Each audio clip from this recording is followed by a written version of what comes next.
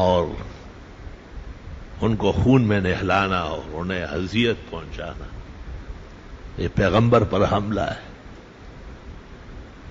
بخاری شریف فضائل مدینہ میں ہے کہ جس نے مدینے والوں کو خوفزدہ کیا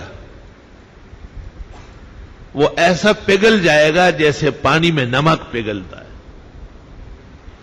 صدام اور خمینی اسی میں تو گئے ہیں کہ ان کے ساتھ بیر رکھتے تھے سیاسی دباؤ ڈالنے کے لیے۔ ہر وہ شخص جو اہل مکہ اور اہل مدینہ سے بغض رکھے اسلام پر نہیں رہے گا، وہ اس کا انجام کافرانہ ہوگا۔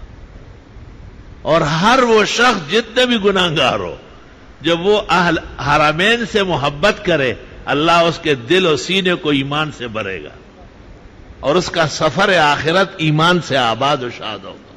یہ قاعدہ لکھا ہے۔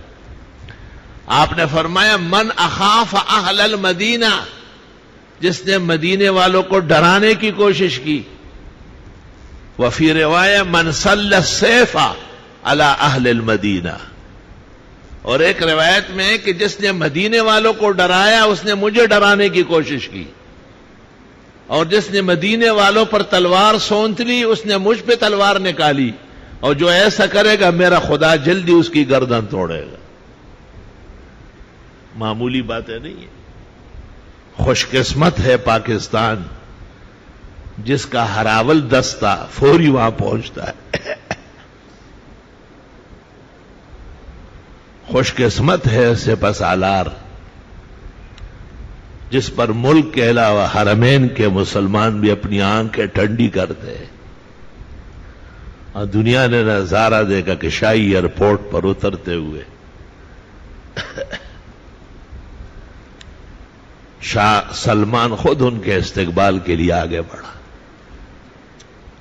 یہ پاکستان کے ایمان اور غیرت کا مسئلہ ہے، یہ ہماری سیاست و حکومت نہیں ہے، یہ ہمارے دین کا سربلند تقاضا ہے، اور یہ اس نے پوری قوم مسلم کی نمائندگی کی۔ اللہ اس کی عزت حفاظت اور بڑھائے، اور اس کے فکر و نظر میں جو اقدامات ہے ملک و ملت میں دہشت وحشت ختم کرنے کا، اللہ ہمیشہ کامیابیاں عطا فرمائے۔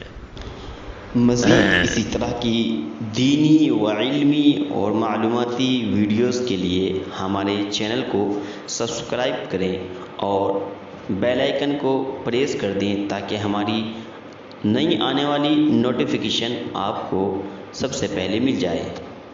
جزاک اللہ۔